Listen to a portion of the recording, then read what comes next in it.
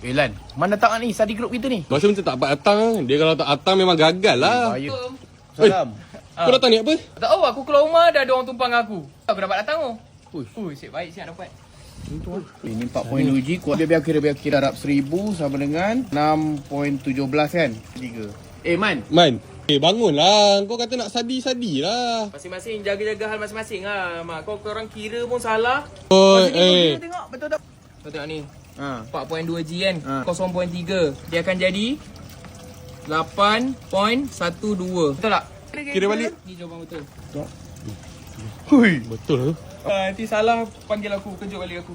Aku tak kuasa-kuasa aku tak tahu. Aku berharap pada kuasa Tuhan ni. Belah. Kau selfie dia tadi. Aku tolong ambil gambar. Boleh? Macam payah yang kau ni. Okay, ready kau? Rosak ni gambar dia.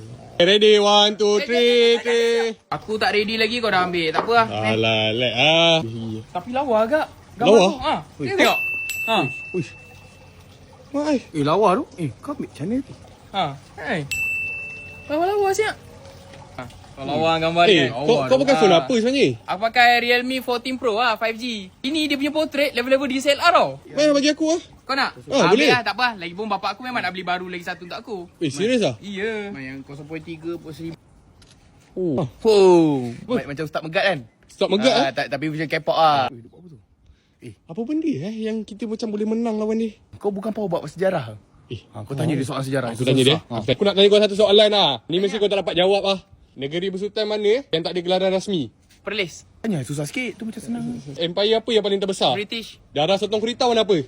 Biru. Ni betul tu. Betul ke? Betul lah. Aku teka je tu. Okey, sama nama bapak aku. Nama bapak dia Tak siapa? pegat. Macam mana kau tahu tu? Kau tak try hack pun kau tahu Aku tahu lah. Tu IC dia jatuh. Aku dah baca tadi.